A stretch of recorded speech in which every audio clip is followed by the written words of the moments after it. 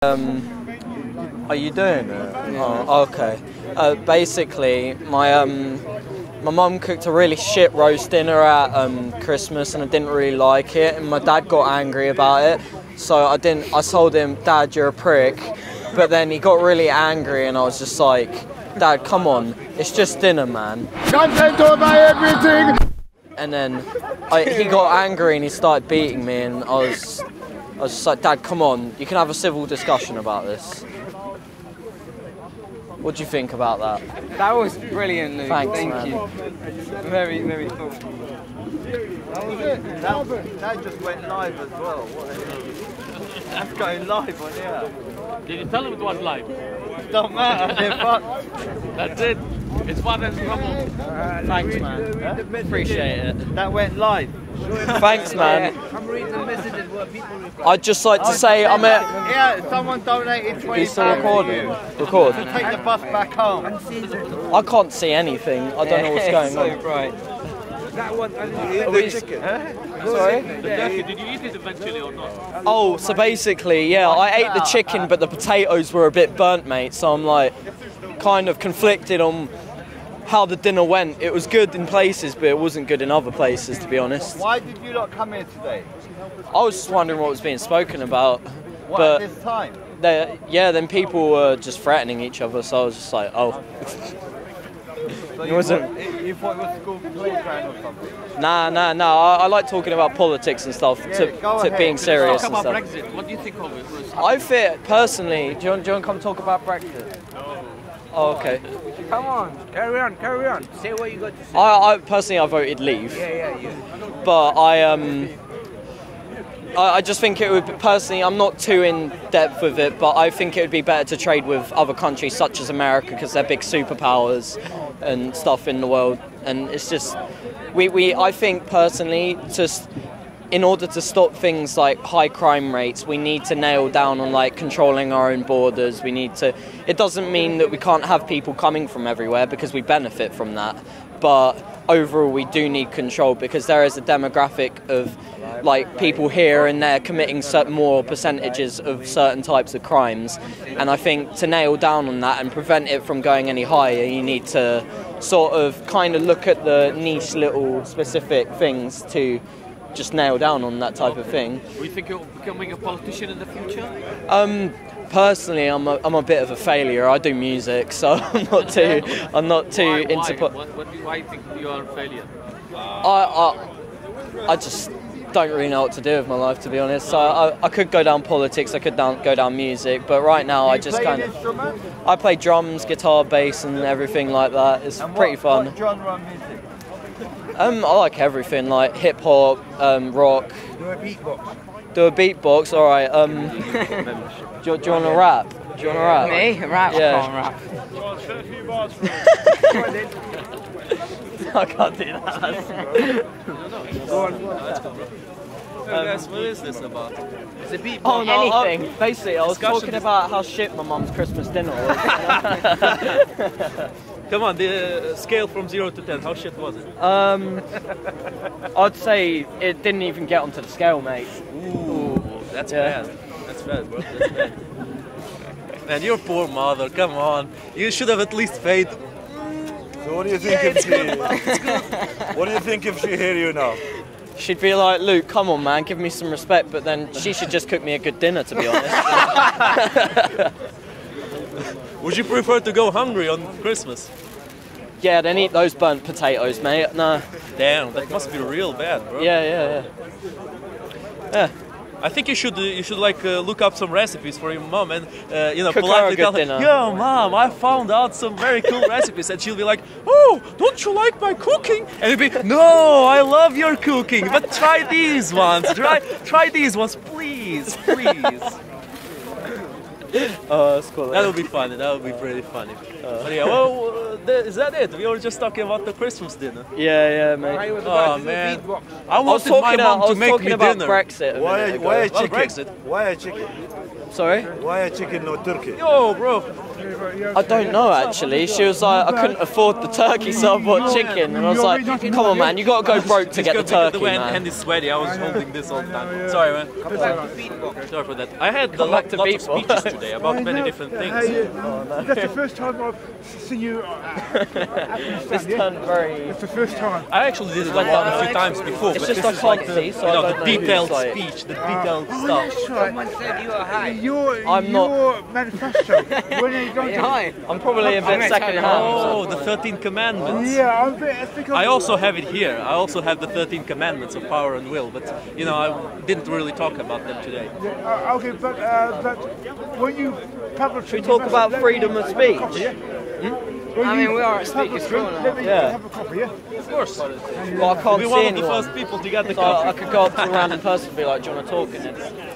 But yeah, anyone? Yo, guys, do you want to know why we see colors as we see them? Yeah, sure. I believe so, Okay. I know it. By the way, I saw this on Vsauce.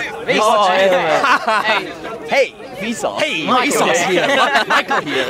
Yeah. You can look at the live stream after it's finished, can't yeah. you? Oh. Wait. Look, where did I keep it? Where did I leave it? Is it here? Yes, it's here. Just So we're here. going to learn about how you see colours like we do and That's why. right. That's right. So, Sorry, what's your name? they call me Pavlov in Speaker's Corner. Nice, mate. Nice. Nice name, right? My name's Luke. I'm pretty basic. Nice to meet you, bro. You know the Pavlov experiment of the Russian scientist? Oh yeah. You heard of it? It's basically the one that he was testing the secretion of saliva from dogs. He would ring a bell and he would give the dogs food. So eventually, after a few times, I've heard of he would that, ring the bell and not give them food, but they it would was still still- secrete lots of saliva. It was to study the ability of animals to predict okay. what would happen. But yeah, Therefore, domesticating them and making them more smarter. So when you it was more of just an experiment, you know, to understand ourselves better. Because in the end, Okay. we're animals too. how It's they just learn, how they Yes. learn. You Oh, know, okay. from studying the animals, we can also understand ourselves. Another experiment that I read about was comparing children to chimpanzees, which is not a very nice experiment. But Yeah. look, hear me out on this one. So the experiment was done on little girls. You know, chimpanzees are not included in it. It was with little girls and boys, you know, of 2 years old, and they would have girl A and girl B. Let's call them girl A and girl B, and they would have a box A, which belonged to girl A, and box B, which belonged to girl B. Simple Yeah. enough, right? And the guys, there was a public of children watching it, so they would pick a cookie and they would give it to one of the girls, to girl A, right? And girl A would put it inside her box. And then they would send her out for a little bit, outside the room. Oh, okay. You know, girl B would take the cookie from the box and put it inside her box, inside of box B.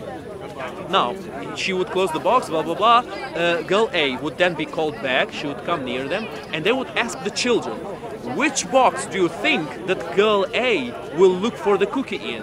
Oh, okay. You see the specifics of the test.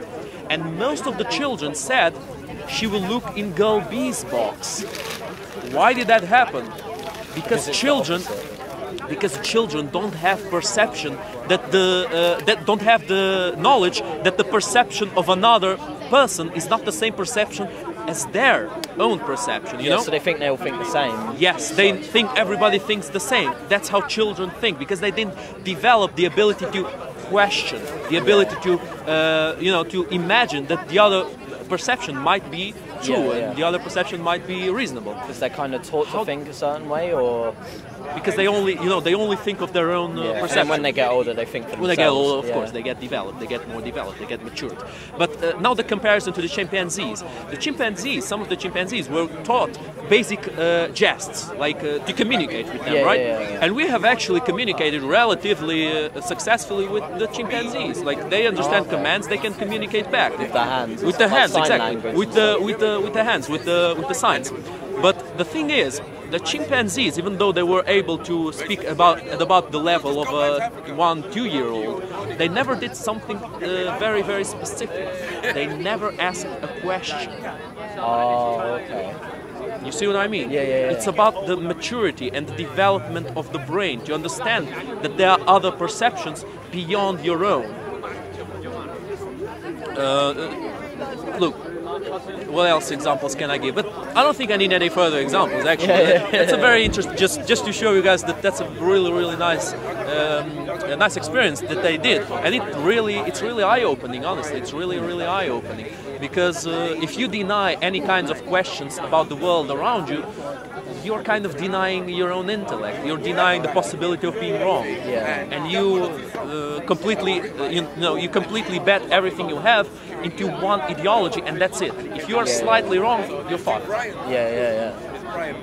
But yeah, It's where, so kind of like with certain ideologies, whether it be religion, what people believe in general, whether it's Scientology, Islam, all this. yeah, you know, People are kind of in denial about certain aspects of their religion or whatever it be, because there are peaceful sides to every religion, unpeaceful sides to every religion as well.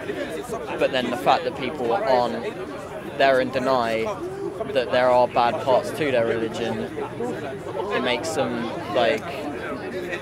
if you deny part of it, you're already crumbling your religion apart. Because religion is about everything that the book is teaching you is true, and you need to accept that. And if you don't, you just crumble away. Every part of accepting that there is that bad part, very fragile, and working to get rid of that bad part of it, because society develops, and if you're not developing a religion with society, then they just can't combine together. True. A religion only works if you completely deny all possibilities that it might be slightly wrong. It only works like that. This is why it's easy to control the people. Yes. No denial, That's my point exactly. They remain in the box. I had many speeches speaking about religion, and I'm not actually completely against religion. I'm just about monitoring religion and choosing the best parts of it. What do I mean by this? Religion by itself nowadays is a tool of power. It's a tool made to make people behave in a certain way that will make them function in a society. Because people need to follow a certain amount of rules, morals, as you said, to be able to function. For example, you shall not kill, you shall not steal, you shall not rape, blah blah blah, all that stuff. It works in a society. That's why it's useful. However, we should always take it with a little bit of a grain of salt, because when you are completely dedicated to a religion, if a person, a representative of God, because obviously God will not come from the sky and speak to you, and if he does, then you might want to check your mental sanity.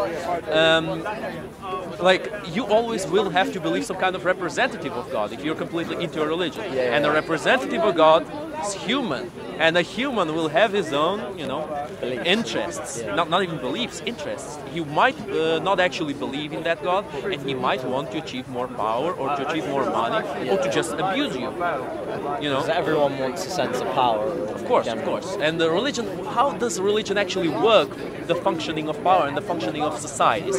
How does it actually help? You might ask me. Now, it does help. It does help, but it's a very specific kind of help that only religion can achieve.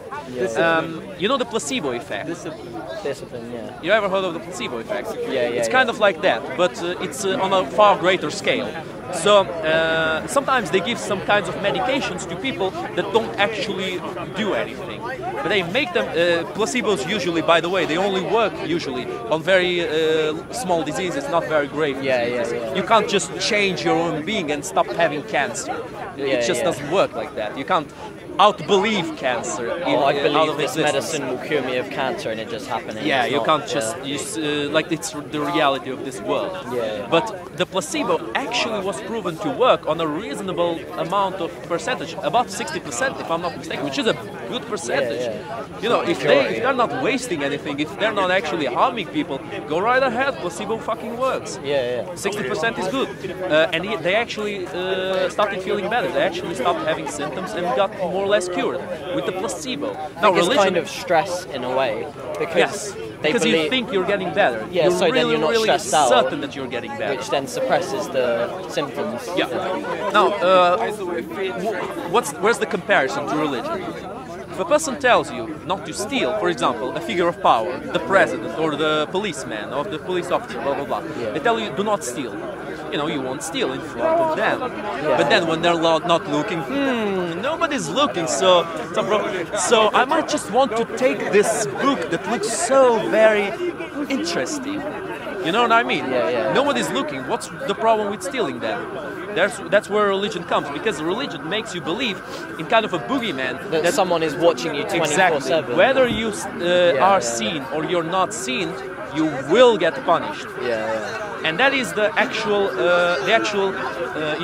logic of justice, because it will not, if you cut a person's hand, which is unfortunately done in some countries even nowadays, for stealing, it might make many people stop stealing, but it will not be such a great effect as if they are certain that they will get punished.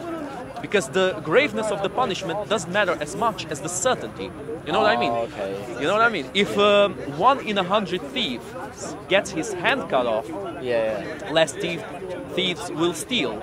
But if all the 99 other ones were unpunished, well, that means that it's very unlikely I'll get caught. I'll just keep stealing, right? It won't disencourage me much. Now, if there is a justice system, if there is enough ability in terms of people to punish about 80% or 90% of the thieves, well, that will make you think twice. That will make you think many times before actually stealing. Because there is 90% of possibility you will get caught. Fucking hell. Is it really worth it? And religion takes that to 100%. If you actually completely devote it to religion, there's just no way. That's where my point comes in about religion gives people morals. Therefore, if there was, religion can be very bad, but then if there was no religion at all hell would break loose, pretty much. It's not exactly like that. That's exactly why I made a little bit of a text of my own. You know, the Ten Commandments from the Bible. I really like them. They're really interesting literature, and they're 4 of them are basically to make you believe in that specific God. They're to make you certain of that, just to hammer the point home. The other 6 of them are just to give you rules of conduct during life.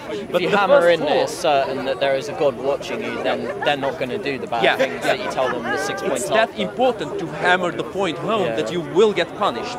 Now, the thing I did, which I already said on the camera once, but it's still, I don't know why they didn't put it, though. It's called the 13 Commandments of Power and Will. So, what do I want to do with that? I don't want to hammer home the belief in a superior being that will punish you, but I want to hammer home the fact that if you steal, kill or rape, it will make society worse, and you do need the others, you do need society to live a good life yourself. So, for example, if you steal, it's very, very likely that eventually you will get caught. Also, it's very, very likely that you will get used to stealing. And stealing doesn't really have a lot of future ambition, right? If you just take things for people, you will probably live like a poor idiot the rest of your life. You'll just live off what you can steal. It's not a very attractive perspective. You see it as a normal way to live. And therefore, you start seeing it as the norm. You start getting good at it, and then it's the only good thing you can do. And then you're fucked because you can't do shit beyond stealing. So I think people should be brought that perspective that if they steal or if they rape, for example, you might get away with 1 rape or 2 rapes, but eventually you will get caught. There are, even people in power who rape sometimes. In the ancient times it wasn't exactly like that, because sometimes the people in power basically had almost godlike power over their servants. But still, many, many times people in power, there were revolutions, violent revolution, and they got caught, and they suffered more than any of their servants, because they were killed bit by bit. It's like certain things like where Christianity and Islam as such, Sharia law, where it says it's okay to rape and it's okay to do certain things like that. That in some countries they do have honor killings, and they do that's have. Where I think when they are brought here, it's not their fault in a way, because that's all they know. That's all they. You also can't completely devote yourself to that idea. In the very end, it's nobody's fault. But if you keep thinking that it's nobody's fault, you won't have enough simple anger to fight against it. So kind of like... And you need some kind of emotion to oppose wrong ideals. So on one side, you can't get angry because you lose your temper, you stop thinking rationally. On the other hand, you need some kind of anger to motivate yourself to fight against things that you don't consider to be just. For That's example, the problem with certain things like freedom of speech now in this country. Yeah. You're not allowed to criticize something because you have the risk of being arrested. But say in America, they're allowed to say anything. And that's why more gets done in America to stop certain bad things. You know, in America, from what I've heard, in universities in America, it's terrible. It's pretty bad now because they're making safe spaces, they're making free speech, anti-free speech laws, they're making hate speech laws. Hate speech doesn't even exist. Hate speech laws are the worst concept in the world. I like that. It's absolutely the worst concept because look, it comes from a logical perspective. Exactly. That's the whole a simple point. Phrase. When the state doesn't Sticks and like stones someone, may break my bones. Words will never well, hurt me. yes, Like it's cheesy, but They'll define it as they'll make the hate speech laws, but then what happens when you have a right-wing government? They can just say something else is hate speech, and then you have an actual problem with it. The thing is, hate speech is basically the left's way of going like the far right went before, like in the fascist countries, because they made their way of dealing with free speech was Gestapo. It was, you know, the brown coats, the black coats. They say something bad, just throw them in the camp. Yeah, just throw them in the fucking camp. Or the communists. Same thing, even worse. Even worse, in fact. You know, the communists killed millions of their own people.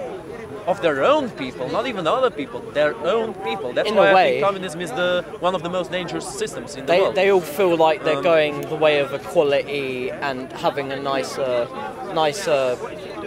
society with banning rude words and stuff. But then they're going the way where people like Hitler went and stuff. You need to have rude words. Without any kind of adversity in your life, you will become so weak that you will not be able to defend yourself. And when you become weak, that's when the government can do whatever the fuck they want with you, because you will not fight back.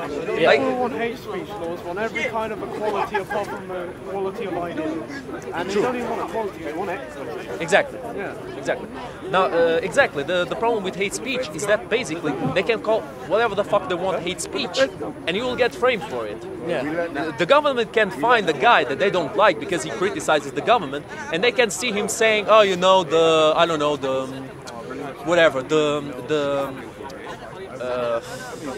pussy hats, like, you know, the pussy hats are stupid. That's stupid. I don't agree with that." And they'll frame him because it's hate speech. He's calling bad about the pussy hats for fighting for their women's rights. Like, they can basically make any excuse at all to frame him for the stupidest things. Yeah, it's just, what was I saying? No, it's cool. They're just changing the thing. The lantern. Or maybe it's over. It's also possible it's over. It's just the light. It's cool. But yeah, I agree with you guys. I agree. It's good that people think that way, because what I see nowadays is that youth is very much. I go out with of course. No, it was the generation before us. You look at like. I hope so. You look at you look at the millennials. You see how retarded they're acting. And you can't say that. Oh, sorry. Oh, God. Oh, no, don't show your face. Shit, the police are coming. Exactly. I know someone posted a meme. And we look at the generation and we just think, don't want to be like that. That's nice. That's good to hear. Because honestly, I see lots of people just losing completely their way. And I usually, the argument I make here, usually, that's why I sometimes get misunderstood, is that nothing is 100% certain. That's the argument I usually make.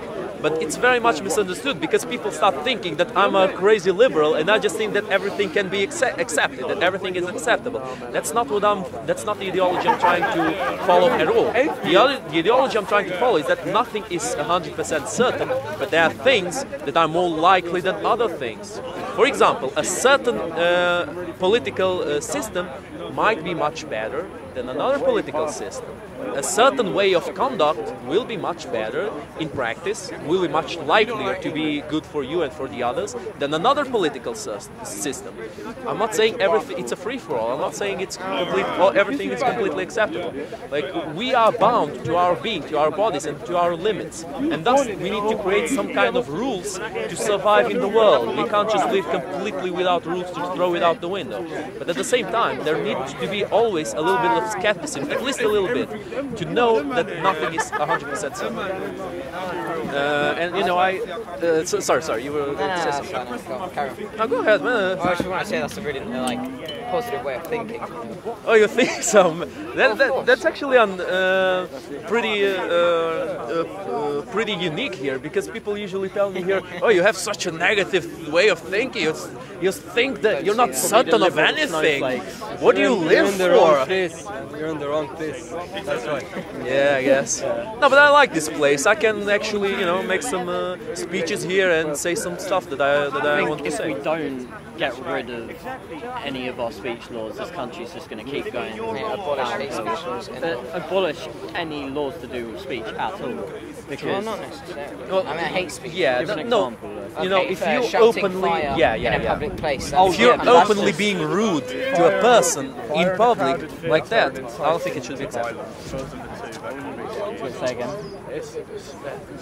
Shouting fire in a crowded theatre and Yeah. Yeah. But then that's just general stupidity, isn't it? Like, well, it's common sense. yeah, it's common sense. yeah. You shouldn't do that. But in terms of like, say someone threatened to kill someone on Twitter, it's completely different to actually going out and killing someone. Like, you should, if you're scared about that, then you should probably go and sort it out yourself. I would Really. also say a death threat is quite serious. I would say like an insult. That's just nothing really. It's like the uproar of that guy saying, I can't remember who said it, but he was like, there was a rape victim, and he was like, I wouldn't even rape you, and there was an uproar from the left saying that was a threat when he said, Yeah, that was rape, because he said that. Yeah, I sure.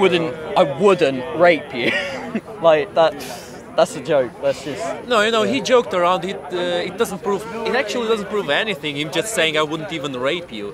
Yeah. Bit of banter, a bit of It joke. proves nothing. He might be innocent or he might be guilty. It was kind of to get that uproar was a bit taunt, from but the taunt, people yeah, to show how stupid they are. Like, really. Look, sorry, you were saying. No, say. Look, when I was in a school, there were some kids who sometimes got bullied, and sometimes Yeah, I was yeah. that kid, and you know, it happens. It just happens sometimes. But from my Makes you perspective, more yeah, exactly. thick-skinned. From my perspective, it's inevitable in the world. Eventually, you will get bullied. Eventually, you will get, adversity in your life, and you need to develop some kind of immunity to it, some kind of way of fighting against it, some kind of, let's say, armor against it. You know, as the saying goes, was it you who said the word, sticks and stones may break my bones, but words will never hurt me. It has limits, of course. Like, when people insult you in public, openly, the problem is not you getting insulted, you getting butthurt because they're insulting you. The problem is that the others are seeing them insulting you and not getting punished for it, not getting anything for it. And thus their respect for you and their admiration, their perception of you will be very much lowered. That's slightly different, and I think the way to deal with that is to teach people how to respond to that. If you are being unreasonably, heckled, let's say, or insulted in public, It's like when I it's kind of shifted as I've grown up, because I remember when I was really, really young, like when I was in school, there'd be assemblies and teachers used to teach you, oh, if someone starts bullying you, don't give them a reaction and move on. Don't go crying about it to people. But then now it's shifted. Before I left, just as I was about to leave school, they were like, "Oh, cyberbullying or bullying, go cry to the someone." internet police. It's very bad. And that shifted people to becoming less thick and true. not being able to deal with things. not being able to deal Don't with it. give True. a reaction, just don't care about it, and then you'll be true. fine. True, exactly true. That brings me to the worst thing about the police right now, I think, which is cyber police. Jesus Christ, the police. How is that even a thing? How can people accept that to be a thing?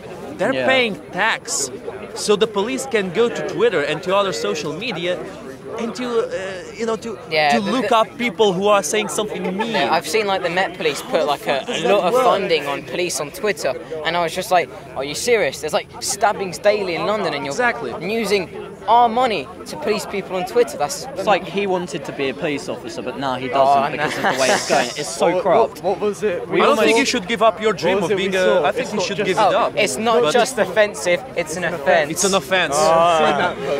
Fuck, man. I saw that publicity on the bus. Now look, one of the pictures, for example, was I think a woman shouting with a guy sitting in a wheelchair. Yeah. And honestly, I can't bring myself to think of a situation where a non-crazy woman or a man would shout at a guy in a wheelchair. Yeah, and for what? For what? For being in a wheelchair? Yeah. If people really do that, I think it's look. Obviously, in that example, the people around them should say something. They should say something. Why are you shouting at him? What are you doing? And that's a sense, that's a means of morality, of the people to a certain extent police themselves. And that's a very difficult distinction to make. Where do you police yourself, and where do you let the police do the job? Because mob rule is not something to follow. It's something completely there's a good line between that, because like, have you heard of the Nazi pug video that Count Dankula made? I have. He got framed for it. He was brought to court, and the court decided what he was thinking. Yeah. There's that moral sense of like, let the person say why they were doing something, and when it comes to saying something, if you're getting punished for saying something, and then if they say they weren't, like, because I think it's context. If you're doing it in person, it's kind of, you shouldn't really get punished for it because it's your word against theirs. But if there's video evidence of you saying something like, he was saying gas the Jews and stuff, but he gave evidence as to why he was doing it. He was like, my girlfriend thinks her dog is well cute, I'm going to turn it into something that's not cute, a Nazi. Yeah. And he was like, it's a joke, I'm not a Nazi. And still the court said, you were thinking this, you hate Jews. It's preposterous. It's stupid. Look, guys, I'll tell you something. I was born in Ukraine. And you might know that during Stalin's rule, there were 10 million of Ukrainians who were killed by man-made starvations. They're called the Holodomor. I was born in Hungary, and Hungary got really affected by the Soviet Union. They even made a museum about how horrible it was. It was actually, they killed many more people than even the Nazis did. And fair enough, the Nazis didn't kill more just because they didn't win. If they won, they would have killed way more people. But the simple conception is, we give the Nazis the hate they deserve, but we don't give the communists the hate they deserve. Like, even though Mao Zedong killed 80 million Chinese during the Cultural Revolution. The thing is, right, like, being a Nazi, of course, I think it's bad, but if you, in public, say you're a Nazi, it doesn't work at all. You get arrested. But have you seen, I forgot her name, but she's friends with Owen Jones, and on live television, she was just like, I'm literally a communist, and I was like, how do you say that on live television and just get away with it? But if you say you're a Nazi, you know why? Because the Nazis lost. And seeing that they lost, they could be made the scapegoat. Now the communists, they never actually completely lose. They never actually lost. There was the Cold War, then the Soviet Union collapsed, but they never really lost in an open warfare. They never really got defeated. Got invaded. Exactly. So first of all, they had the time to erase and to hide many of the atrocities they did, and secondly of all, there wasn't that much of possibilities to make them the scapegoat. And again, the Nazis being made a scapegoat, I have nothing against it. They deserve it. I don't agree with the Germans nowadays being guilt-tripped into feeling real bad about it because their ancestors did it. Like humans did terrible things to each other all the time. I just completely disregard any sort of historical context to an argument. They're like, oh, but they did slavery back then. Well, I don't care what they did back then, it's what's going on now. Like, think about now. If you want to guilt trip someone, I think the Mongols would be the best choice. Like during Genghis Khan's rule, 20% of human population was killed. Just like that. And it was a short rule. It was only during Genghis Khan's life. Imagine the imprint of that into humanity, the shock of just lost 20% of their population in one generation, 1 or 2 generations. Incredible. May I ask you a question? Go ahead. Do you live in the? I'm guessing you live here in the UK. Yeah, I live here now. Are you a British citizen? Who? Are you a British citizen? Not yet. I'm a Not yet. Portuguese citizen. You're a Portuguese citizen. I lived in Portugal most of my life. You know, I lived in a few different countries, so I know a fair bunch about the history and the customs of different countries. But I wanted to say something about by saying that I was Ukrainian. Oh yeah. I wanted to tell you an example of humor, how humor could be used, like hateful humor. I read a joke on Facebook once, a meme. It went like this. Was it a minion one? No, get that shit away from me, man. Cancer. No. No. You guys I can't say that. Sorry. It's minions are hate speech, man. Minions are hate speech. That's the real hate speech. No, but look, the joke was like that. Her, wait, how was it? Her, what are you doing? Him, I'm sending people to the gulag. Which is Stalin. Yeah. Stalin, I'm sending people to the gulag. Her, my parents aren't home. Him, I know. Oh shit! Oh no, dude. You see, it's fucking funny, man. Yeah, it's funny. Yeah. It's just I can't help it. It's funny, but again, it's against my own people. I'm laughing at the expense of the deaths of my people and of other people's. Is it acceptable? I think it's acceptable. Look, it's unacceptable. What shouldn't be acceptable is to say we should do the same. We should do the same that Stalin did. If we ridicule them, if we make jokes at their expense, or even at the expense of the people who suffered, you know, that's how humor works. Humor works on the premise that someone suffers. That's how real humor works. Other than that, they're just this goody two-shoes, nicey humor where nobody gets hurt. And they just they laugh just to, you know, make part of the group. They just laugh to be accepted inside the group, because it's not nice if you don't laugh, if you don't have that reaction. So clearly you do not like hate speech laws. You said you want to become a British citizen. Have you thought? Yeah. Have you thought about voting? You know, I did think about voting here, but I'm very conflicted about the question of Brexit. I'm not sure what consequences it will have. If it's good, if it's bad, if it's good for me, if it's good, if it's bad, it's very bad for split. me. Like, I'm conflicted about it. I don't support it, but I also don't oppose it. I think about Brexit. I think that's what you went to ask about. I think about that. I'll just ask the British people decide whatever they decide. The older people, it's said that the older people that voted leave are dying, but then people who are our generation, we're like 17, 18 and such, the majority of them, because we don't watch TV, I don't think any of us watch TV.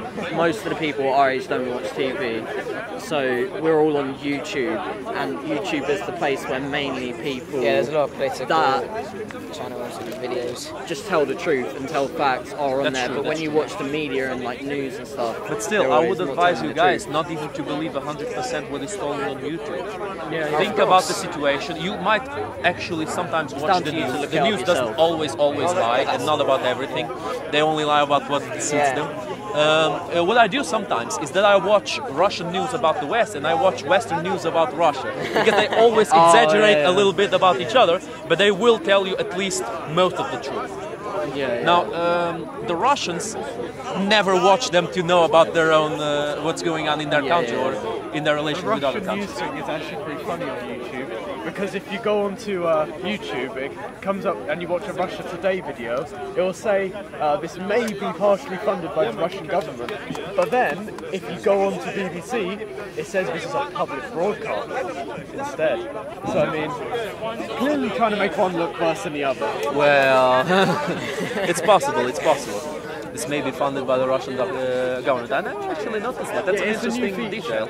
Interesting detail. It's weird how it's a good channel, this one. You guys should watch them. Content over everything. It's actually a good channel. Impartial.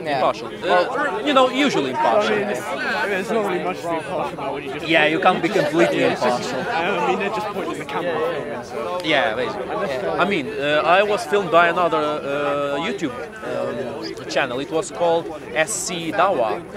Yeah, I think I've heard of Every that. time they film somebody who's Christian or atheist or agnostic, it's you know the guy who publishes it doesn't actually do open abuse, but he subtly says, okay, this guy's stupid, this guy has no very logic. subtle. It's subtle. Yeah. It's subtle. He doesn't say this guy is a piece of shit, hate on him. But he says, for example, one of the videos I had arguing with a guy there was the description of the video was Brother Mansour tries to talk some sense into an agnostic who lost all sense of logic. And that was because I told them that nothing in the world is 100% certain.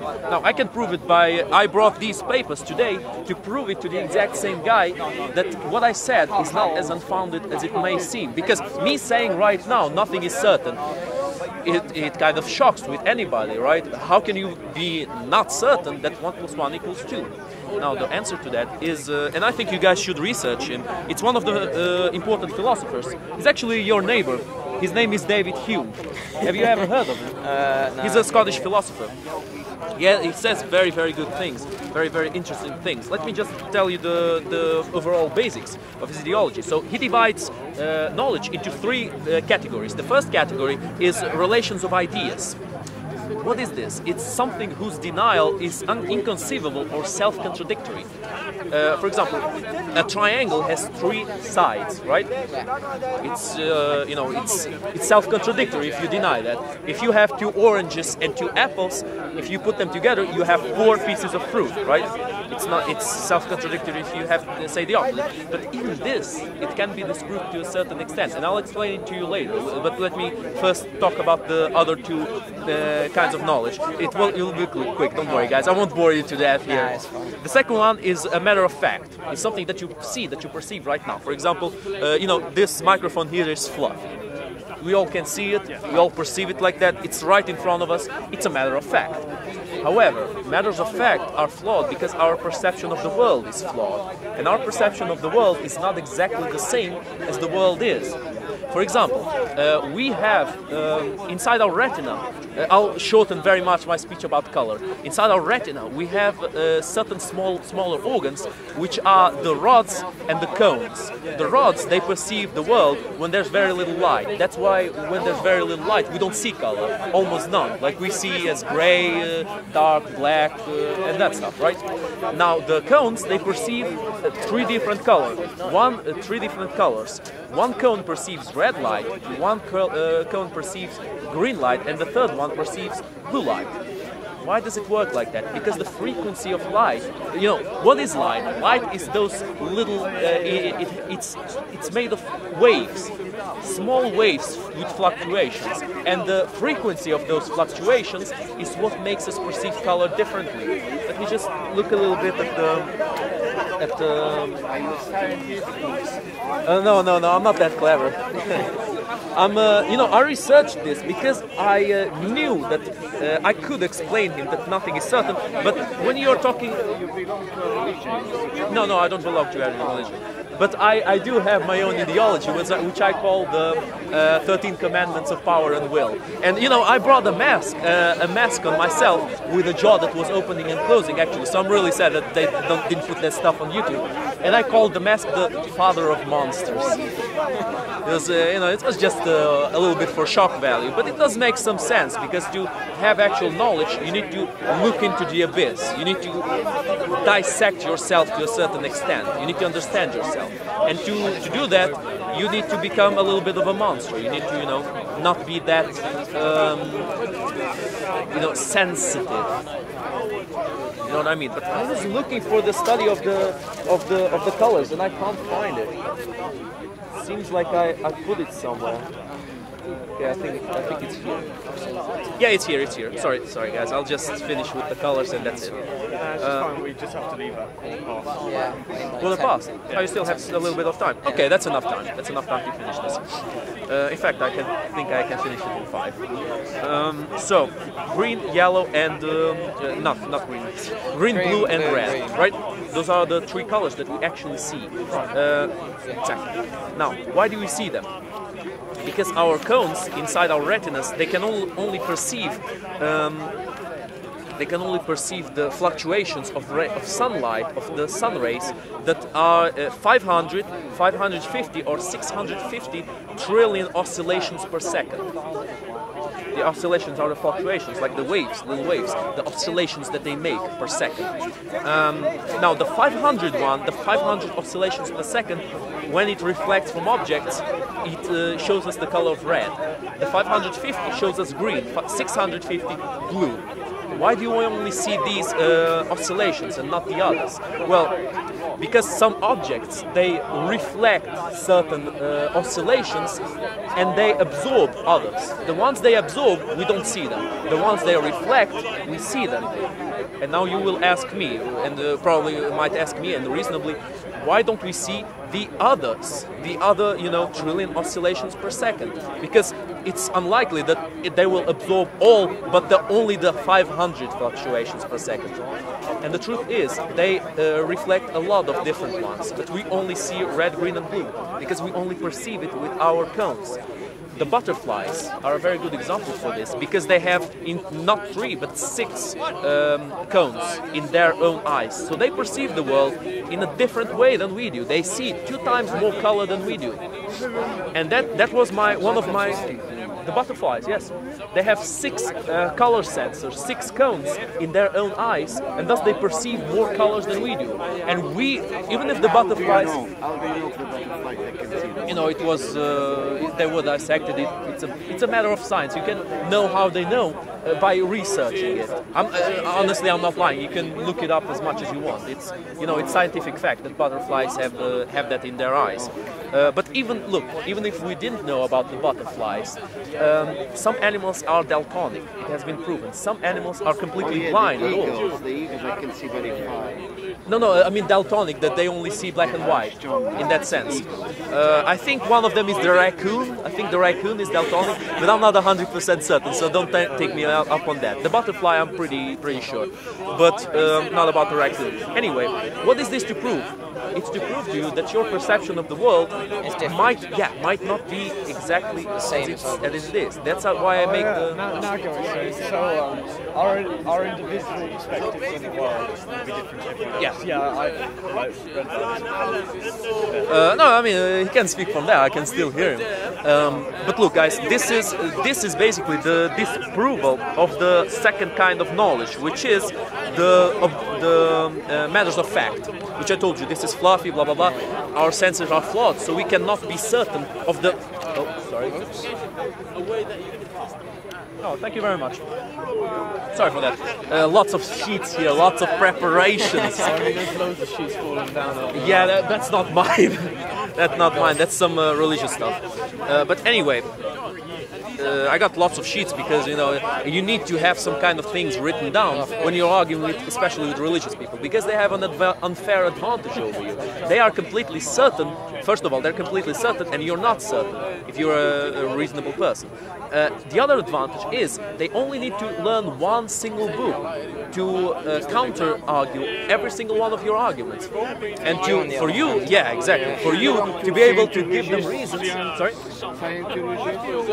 I wouldn't call myself a Scientologist. Look, I don't even deny the existence of God. It is still possible that God exists. But I just can't bring myself to believe that a description by any humans, by any human religion, is a fair way of describing God. I'm on the same level as you. It's like, if it's real, it's real. If it's real, it's real. Yeah, we just have no way of saying it. We just don't believe like some people say. There's just too many religions. Yeah, it's just...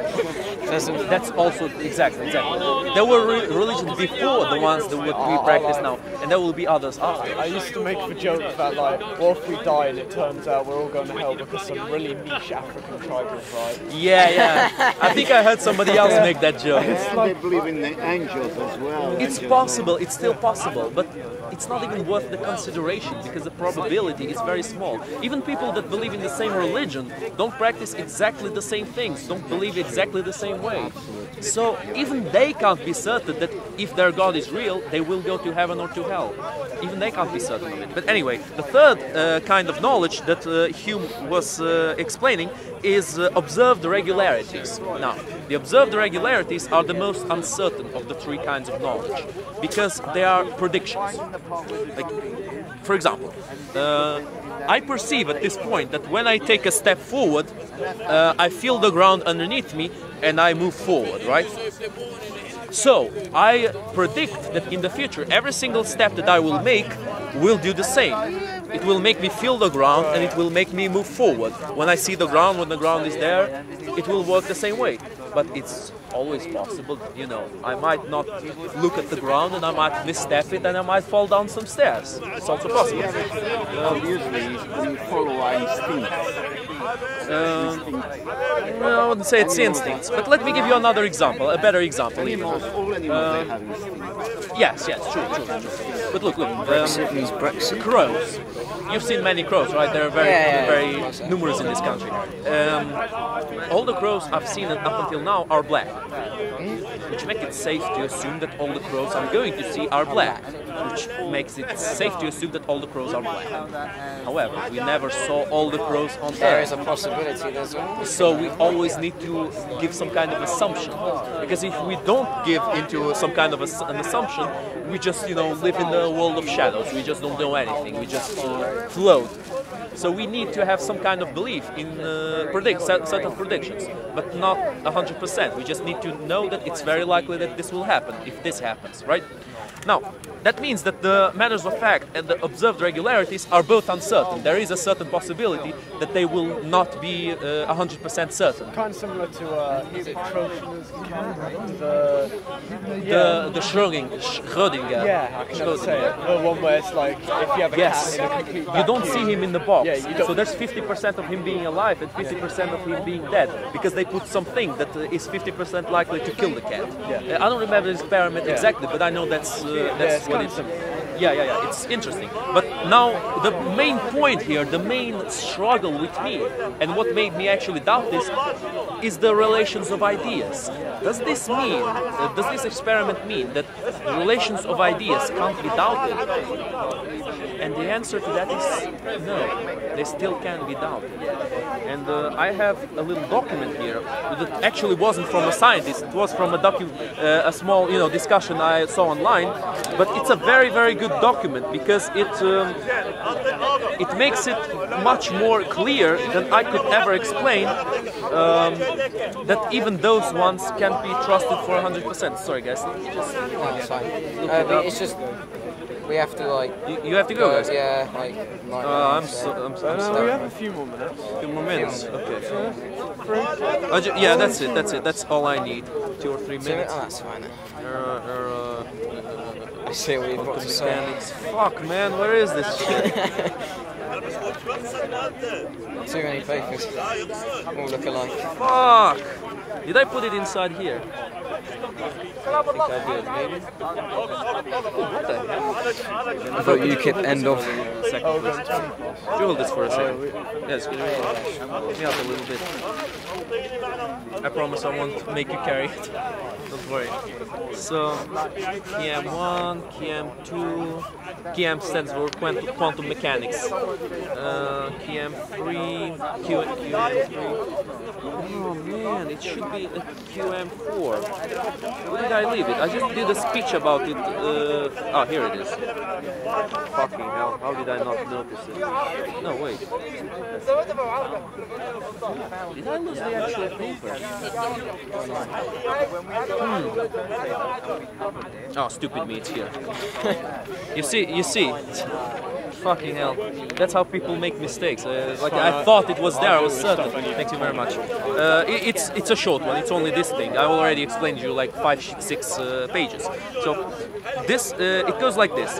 Truths are timeless within logical systems, but the relationship between any given such system and the outside world is uncertain. The difficulty of logic is that all of the certainties it gives us are of the if-then type. What does this mean? If this is like that, then that thing will be like that. So if you accept the symbol of one to represent the perfect representation of one thing, and you accept that there can be another thing exactly molecularly the same, then it is possible that 1 + 1 = 2. If you accept the symbol as the same, to begin with, if you accept other symbols, but not that one, just by not knowing it, for example, it's not true. That's how it begins. But let me go on.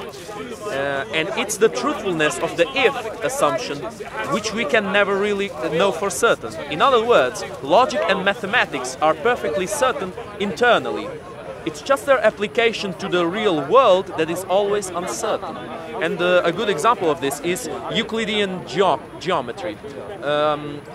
You know, Euclid, he made an interpretation of geometry. He basically started a developed idea of geometry. But his geometry only worked in a plane field, in two planes. Now, we can't apply his geometry to the real world because, for example, one of the laws of his geometry is that if you draw two parallel lines, they will never touch each other, right? Just like it works in theory. It works in theory, but if you draw two lines around Earth, they will eventually touch each other because the Earth is round. Yeah, it's inevitable. That's why they applied his theory not to Earth itself as he was applying it, but to the universe. To the, they applied it as to the whole universe itself. That means his theory was not wrong, but it was wrong the way he was applying it. The application of the theory into reality wasn't as he was making it out to be.